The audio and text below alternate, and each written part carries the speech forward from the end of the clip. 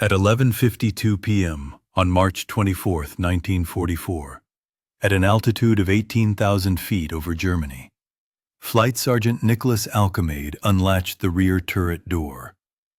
A catastrophic fire had engulfed the entire fuselage, with flames towering 10 feet high.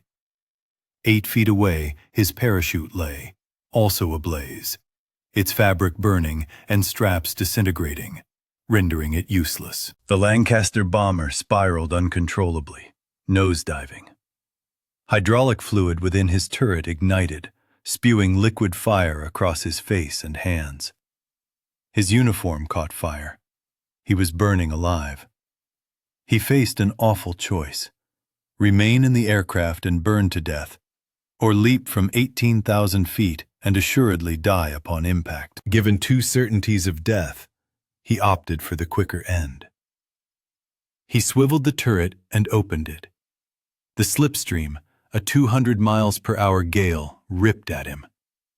He glanced upwards, seeing stars and the blazing Lancaster above. He plunged at 120 miles per hour, reaching terminal velocity, with 18,000 feet separating him from the ground.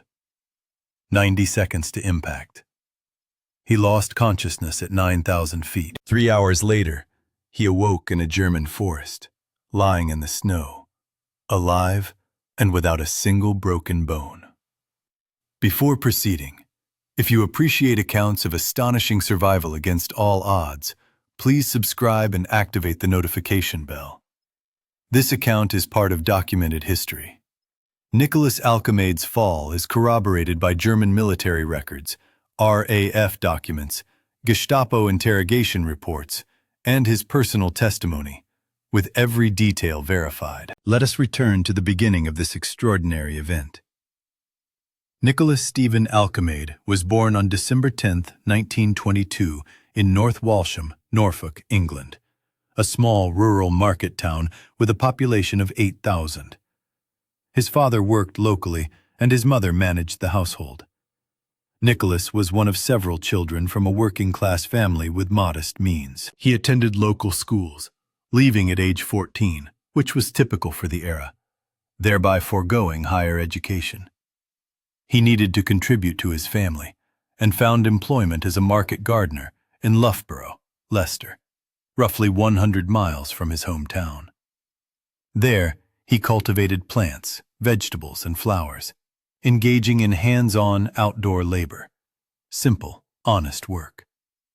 Nicholas excelled at it, valuing its patience, attention to detail, and his understanding of plants, seasons, and weather. He tilled the soil, sowed seeds, and harvested crops. It was a serene, predictable, and secure existence.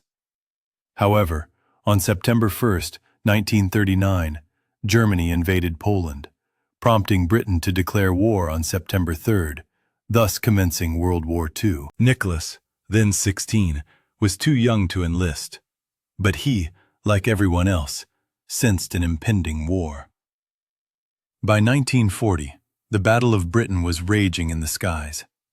The Luftwaffe bombed London, Coventry, and Birmingham, setting British cities ablaze. The RAF retaliated, with Fighter Command and Bomber Command requiring thousands of new personnel: pilots, navigators, and gunners. In 1941, Nicholas turned 18, becoming eligible for military service. He joined the Royal Air Force, leaving behind his peaceful gardening life for the war effort. Nicholas volunteered for aircrew duties, not ground crew or support, because he desired to fly and fight. The RAF put him through rigorous tests: physical fitness, eyesight, reflexes, and a psychological evaluation. He passed and was offered air gunner training, which he accepted. Becoming an air gunner was one of the most perilous positions in the RAF. Bomber Command suffered the highest casualty rates of any British military branch, with 55,573 aircrew killed, equating to a 44.4% death rate. Nearly half of all aircrew perished. Gunners had the lowest survival statistics, with tail gunners faring the worst. A tail gunner sat alone in a confined turret at the extreme rear of the bomber, isolated, without heating or significant protection, shielded only by thin perspex glass, and armed with 4.303 caliber Browning machine guns, containing 1,400 rounds of ammunition. The tail gunner's primary role was to scan for enemy fighters and defend the aircraft. Night fighters typically attacked from below and behind, making the tail gunner the sole defense. Failure meant the demise of the entire crew. Nicholas successfully completed his gunnery training. He mastered weaponry, ballistics, deflection shooting, how to lead a target, fire in controlled bursts, conserve ammunition, and clear jams. He learned aircraft recognition, identifying German fighters such as the Messerschmitt Bf-109, Focke-Wulf FW-190, and Junkers Ju-88 in darkness within split seconds. He also received survival training, including parachute procedures, emergency bailout protocols, and what to do if shot down, covering evasion, escape, and prisoner of war conduct. Upon completing his training, Nicholas was promoted to sergeant, then flight sergeant, and awarded his Air Gunner's Brevet Wings badge. He was assigned to No. 115 Squadron, RAF Bomber Command, stationed at RAF Radding Common, Cambridgeshire. The squadron flew Avro Lancaster bombers. The Avro Lancaster was Britain's most effective heavy bomber during World War II, powered by 4 Rolls-Royce Merlin engines, each delivering 1,280 horsepower, totaling 5,120 horsepower. It boasted a wingspan of 102 feet, a length of 69 feet, and a maximum takeoff weight of 72,000 pounds. Its bomb load capability reached up to 22,000 pounds, enabling it to carry the RAF's largest bombs, including the 22,000-pound Grand Slam earthquake bomb. The crew consisted of 7 men: pilot, flight engineer, navigator, bomb aimer, wireless operator, mid-upper gunner, and rear gunner. Nicholas filled the role of rear gunner. The rear turret, a Fraser-Nash FN-20, was equipped with 4.303 Browning machine guns and hydraulically operated. It could rotate 360 degrees and elevate from horizontal to vertical, controlled by the gunner using handlebars, trigger buttons, and a reflector sight with a graticule reticle. The turret was extremely cramped, measuring approximately 3 feet wide, 3 feet deep, and 4 feet tall, providing just enough space for one man to sit hunched. The gunner wore full flight gear, a heated suit, Mae West life vest, harness, helmet, oxygen mask, gloves, and boots. All this equipment barely fit inside the turret. Crucially, there was no room for a parachute. The parachute was stored in the fuselage behind the rear spar. If the gunner needed to bail out, he first had to rotate the turret, open its doors, enter the fuselage, retrieve the parachute, clip it to his harness, and then jump. This process took a minimum of 30 to 60 seconds, a critical delay in an emergency. Nicholas's crew flew Lancaster B-2, serial number DS-664, squadron code A4K. The crew affectionately named it Werewolf, and the name was painted on its nose, a common tradition and superstition for good luck among bomber crews. The pilot was Flight Sergeant James Arthur Newman, 22 years old, from Lancaster, who commanded the crew and was responsible for the aircraft, the mission, and everyone's lives. The flight engineer was Sergeant Edgar William John Warren. The navigator, Sergeant John P. Cleary. The bomb aimer, Sergeant Charles Alfred Hilder. The wireless operator, Sergeant Jeffrey R. Burwell. The mid-upper gunner, Sergeant John Joseph McDonough. And the rear gunner, Flight Sergeant Nicholas Alkemade.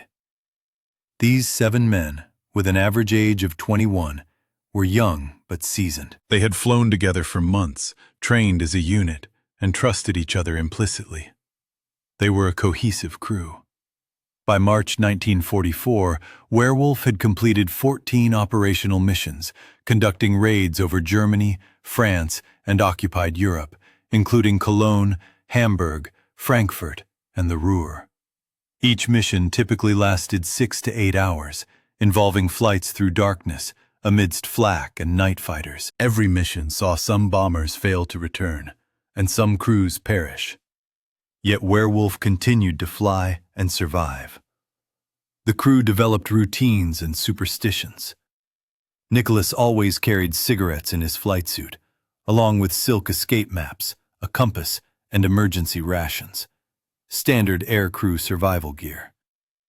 He also kept photographs, letters from home, and mementos that connected him to life beyond the war. On March 24, 1944, Bomber Command ordered a full-scale raid on Berlin, the German capital, targeting the city center, industrial areas, and transportation hubs.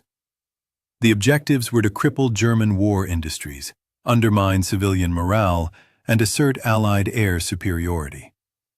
This operation involved 811 aircraft, Lancasters, Halifaxes, Sterlings, and Mosquitoes, nearly 1,000 bombers and support aircraft, marking one of the largest raids of the conflict. Werewolf was assigned to the Berlin raid.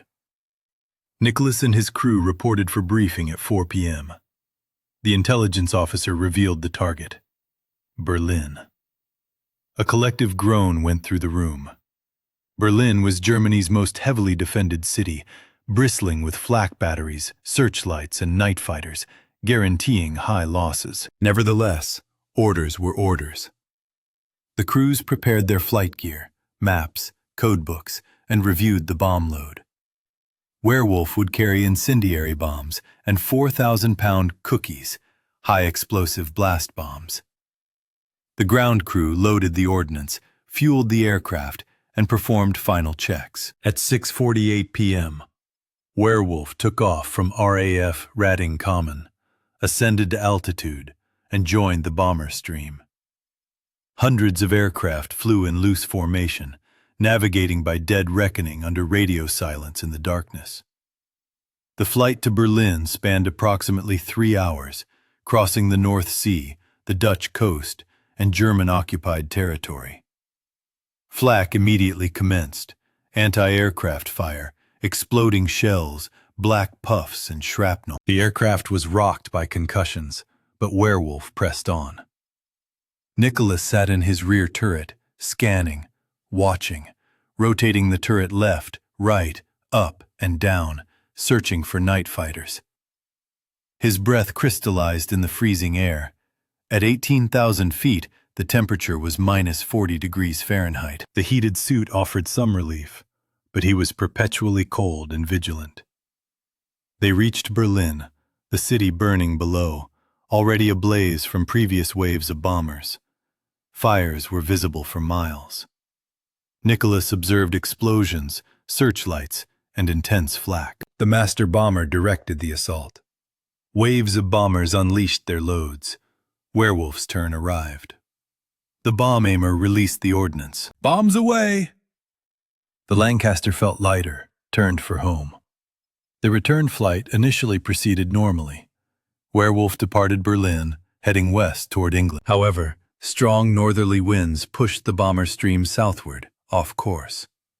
Instead of traversing safe airspace, they flew over the Ruhr Valley, Germany's industrial heartland and the most heavily defended airspace globally. It was approximately 11:50 p.m., altitude 18,000 feet, position east of Schirmbeck, Germany. Nicholas remained in his turret, watching and waiting. Then he saw it. A swift, dark shadow below. A German night fighter. The Junkers Ju-88, a twin-engine aircraft heavily equipped with 20mm cannons and 13mm machine guns and fitted with radar, was piloted by Oberleutnant Heinz-Georg Lenz of Nachtjagdgeschwader II. This expert, a lethal adversary, executed the quintessential Schräge Musik attack, reminiscent of jazz music's vertical ascent, by assaulting the bomber from beneath. The German fighter employed upward-firing cannons, angled at 70 degrees. The pilot maneuvered directly under the Lancaster, unleashing a barrage into its vulnerable underside. Fuel tanks, bomb bay, and wings. The cannons mauled the werewolf. 20-millimeter shells pierced the aluminum skin, shredding the starboard wing and rupturing fuel tanks. Aviation fuel sprayed everywhere, then ignited, causing an immediate, fiery explosion. The entire starboard wing erupted in flames, which streamed backward along the fuselage, past Nicholas's turret. The perspex canopy of his turret shattered, blown outward by the concussion, sending fragments everywhere. Nicholas found himself exposed to the slipstream, a 200 miles per hour wind at -40 degrees Fahrenheit. The wind tore at him as he swung his guns toward the fighter, firing. 4 Brownings roared, their tracers arcing towards the Ju-88. But the range was difficult, the angle poor. He failed to hit anything vital. The Lancaster began to spiral, out of control, as the fire intensified. Nicholas heard the pilot, Newman, on the intercom, his voice calm yet urgent. "Bail out! Bail out!" The order to abandon the aircraft was given. Nicholas rotated his turret and opened the doors to access the fuselage, only to be met by a wall of fire. Flames, yellow and orange, raged 10 feet high, filling the rear fuselage. The heat was immense. His parachute, stored in its compartment behind the rear spar, lay 8 feet away, engulfed in flames, its fabric burning and harness melting, completely destroyed and useless. Nicholas, despite this, attempted to reach it, leaning forward, but the flames repelled him. His uniform began to burn, his gloves, his sleeves. The fire singed his face, eyebrows, and hair. He retreated, closing the turret doors. This offered brief safety, but the fire had already spread to the turret. Hydraulic fluid ignited within the lines controlling turret rotation, spewing liquid fire across Nicholas's face, hands, and chest, causing burning, agonizing pain. Nicholas Alkemade now faced a grim choice. 2 options, both leading to certain death. Option 1. Remain in the aircraft, in the burning turret. The fire would consume him, burning him alive. A slow, agonizing, conscious, screaming torture lasting several minutes, culminating in death. Option 2. Jump from the aircraft, plummeting 18,000 feet, approximately 3.4 miles. He would reach a terminal velocity of 120 miles per hour, with an impact force of roughly 20,000 pounds per square inch, resulting in instant but quick death. No pain, no suffering, just 90 seconds of falling, then oblivion. Nicholas chose option 2, preferring a swift end over a slow one, death in the air rather than in flames. He later articulated his choice. "I had the choice of staying with the aircraft or jumping out. If I stayed, I would be burned to death. My clothes were already well alight, and my face and hands burnt, though at the time I scarcely noticed the pain."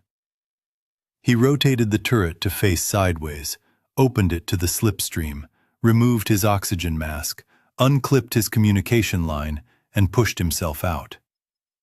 He fell.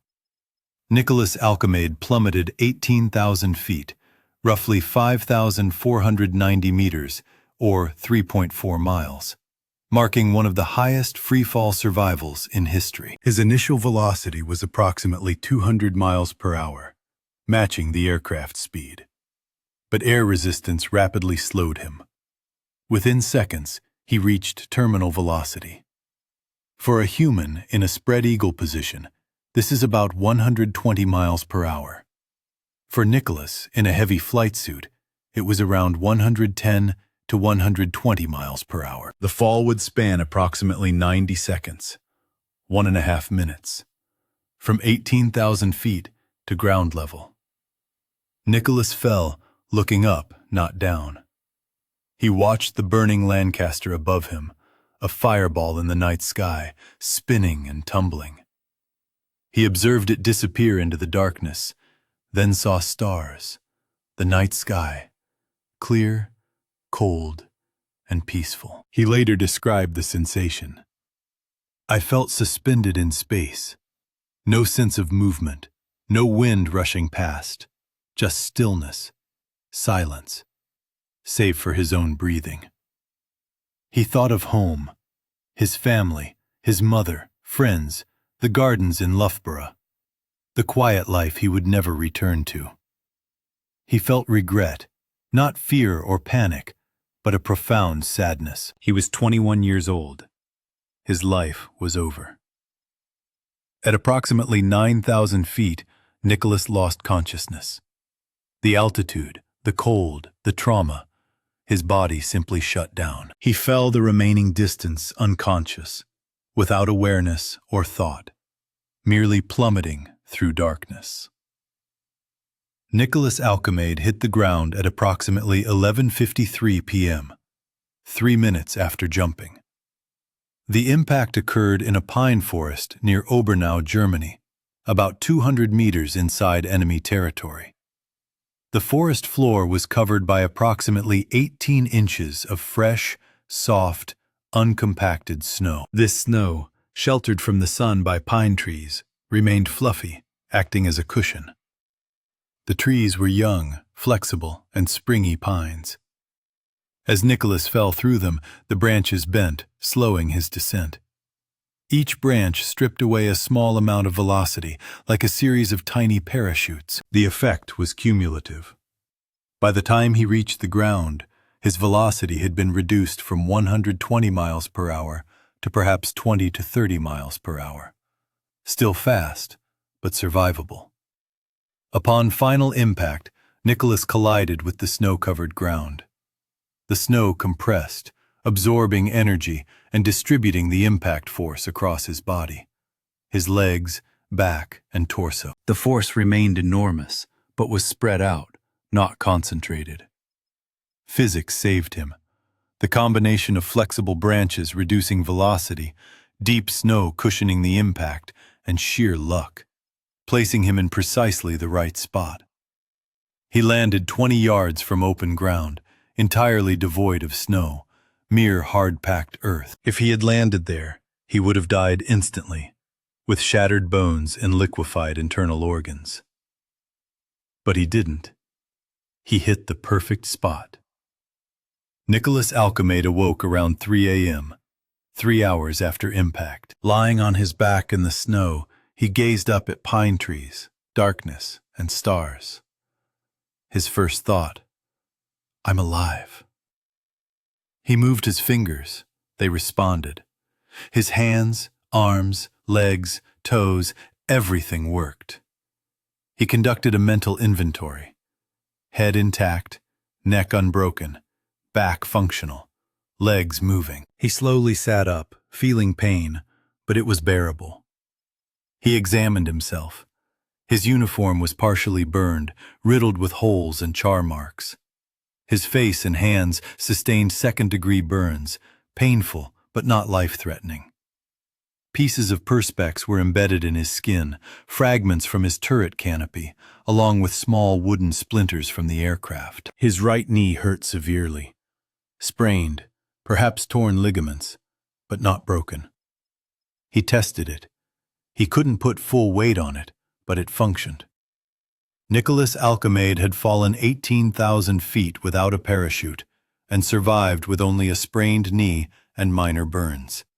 No broken bones, no internal injuries, no fatal damage. He looked around. Snow, trees, darkness. He was in Germany, enemy territory. The war was still raging. He needed help, but moving was difficult due to his knee, the cold, and exhaustion. He located his emergency whistle, a standard RAF issue, clipped to his flight suit, and blew it, a sharp, piercing sound. He blew it again and again. He also did something else. He discarded his parachute harness. He was still wearing the webbing straps, but without a parachute. He removed it, dropping it in the snow, knowing it would only hinder him. Then, he lit a cigarette from the pack in his iridescent jacket's waterproof container. The cigarettes were intact. He ignited one with matches from the same container, smoking, a familiar, calming ritual. He was alive, against all odds, against physics, against logic. Alive. The whistle worked. Within 30 minutes, German civilians arrived, Home Guard and local militia.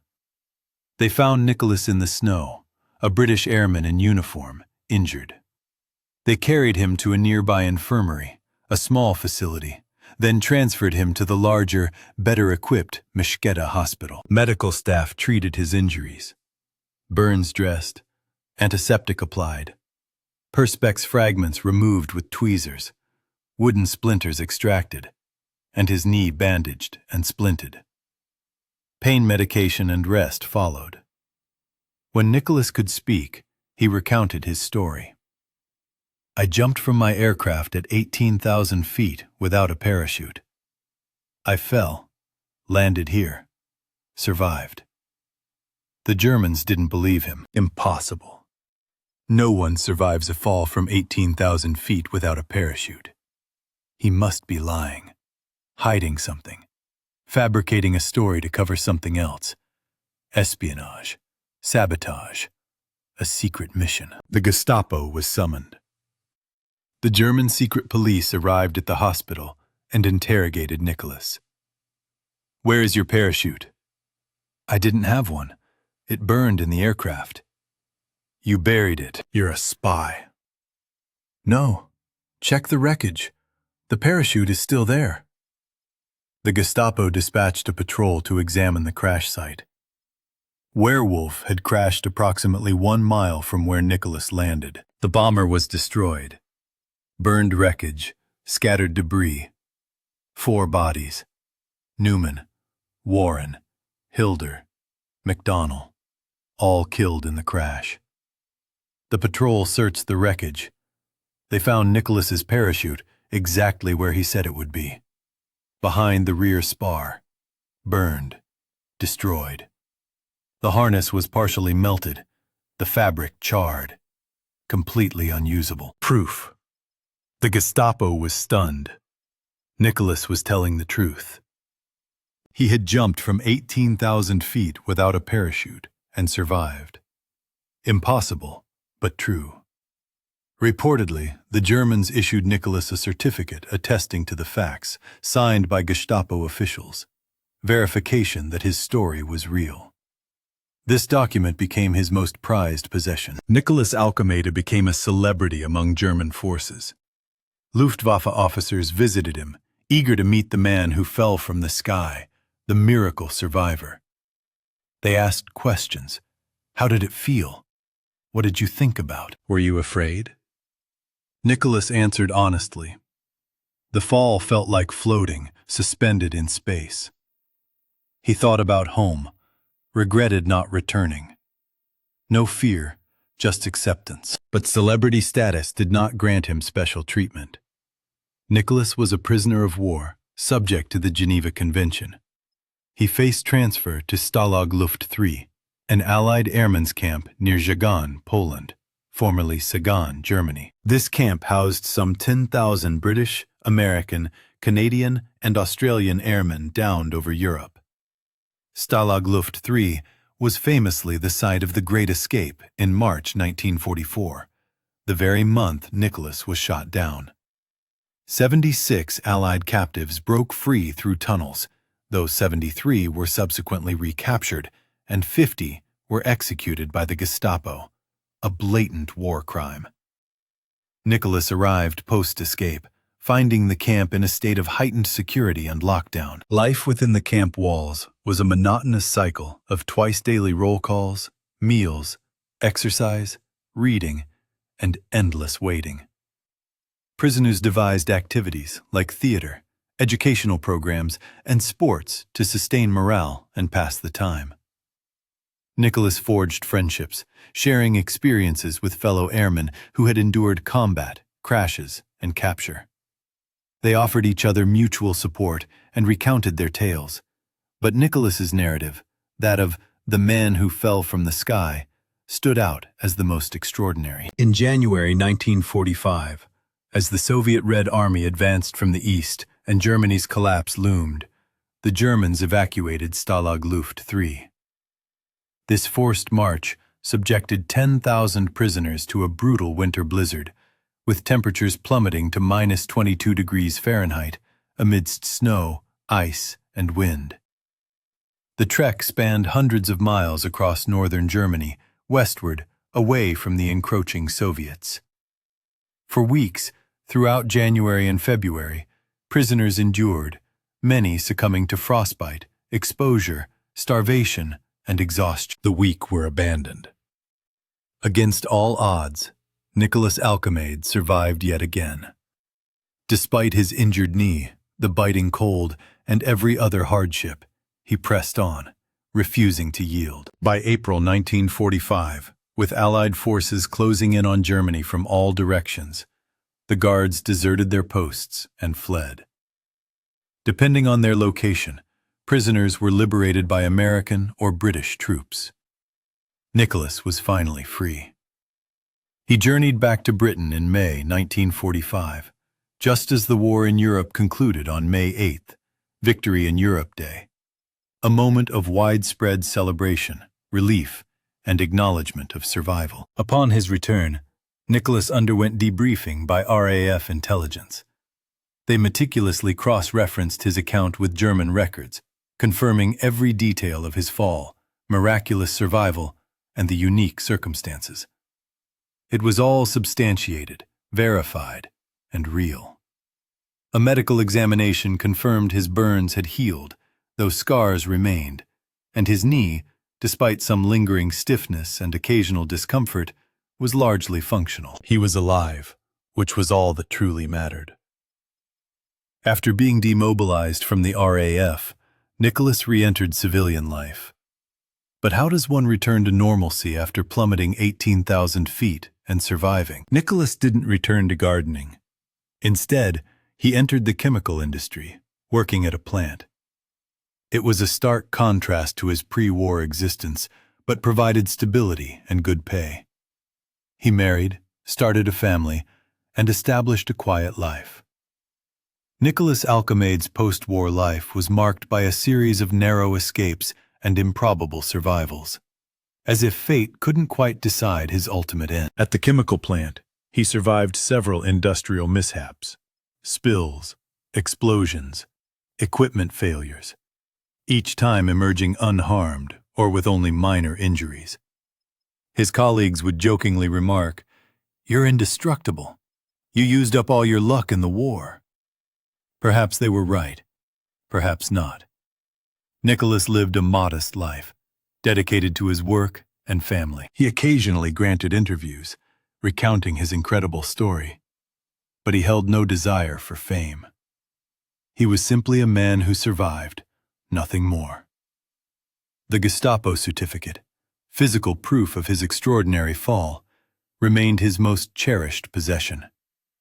This official document served as undeniable evidence. When skeptics questioned his tale, as many did, he would present the signed, authentic certificate. Nicholas Alkemade passed away on June 22, 1987, in Liskeard, Cornwall, England, at the age of 64. His public records do not specify a cause of death, suggesting natural causes, heart disease, cancer, or simply old age, the ultimate equalizer. He lived 43 years after his miraculous fall. 43 years of what could be called borrowed time, luck, destiny, or divine intervention. He should not have survived March 24, 1944. Yet he did, leading a full life thereafter. His story remains one of the most astonishing survival accounts in aviation history, belonging to a select group of individuals who endured a free fall from over 18,000 feet without a parachute. Others include Soviet Lieutenant Ivan Chisov, who fell 21,980 feet in January 1942, and American Sergeant Alan McGee, who plummeted 22,000 feet in January 1943. All survived, all defied physics, and all lived. Born on December 10, 1922, and deceased on June 22, 1987, at 64 years old, Nicholas's fall covered 18,000 feet, 5,490 meters, or 3.4 miles, over approximately 90 seconds, reaching a terminal velocity of about 120 miles per hour. His impact velocity was reduced to an estimated 20 to 30 miles per hour by trees. His injuries included a sprained right knee, second-degree burns on his face and hands, and fragments of perspex and wood embedded in his skin. Remarkably, he suffered no broken bones or internal injuries. Key survival factors were the flexible pine tree branches that reduced his speed, 18 inches of soft snow that cushioned his landing, and landing just 20 yards from fatal open ground. Sheer luck. He completed 14 operational missions before being shot down. 2 fellow crew members, Navigator Cleary and wireless operator Burwell, survived by ejecting after the explosion, while 4, Pilot Newman, Engineer Warren, Bomb Aimer Hilder, and Mid-Upper Gunner McDana, perished. His imprisonment at Stalag Luft III lasted from January 1944 to April 1945. While some retellings mention his apology for being late back to base, this detail lacks confirmation in primary sources, as Nicholas Alkemade was captured, not returned to base. However, the sentiment accurately reflects his almost unbelievable survival, which became legendary. He was the man who fell from the sky, the gunner who chose a swift death over slow incineration, the gardener who defied physics. 18,000 feet, 90 seconds, 120 miles per hour impact. Death was certain, yet it wasn't. The trees, the snow, the perfect landing spot. A 1 in a million or even 1 in 10 million chance that Nicholas seized and won. During his interrogation, the Gestapo didn't believe him. Luftwaffe officers who met him regarded him as a curious anomaly, a scientific impossibility, a miracle. But Nicholas wasn't the miracle. He was simply a man who made a choice: jump or burn. He chose to jump. Everything else was fortune. The Gestapo certificate, the plane's wreckage, his burns, and his sprained knee all bore witness. Nicholas Alkemade plummeted 18,000 feet without a parachute and lived to recount his story for another 43 years. If you seek more tales of impossible survival, of individuals who cheated death against overwhelming odds, consider subscribing to this channel and sharing this video. Remember these people, their courage, their luck, and their refusal to be forgotten.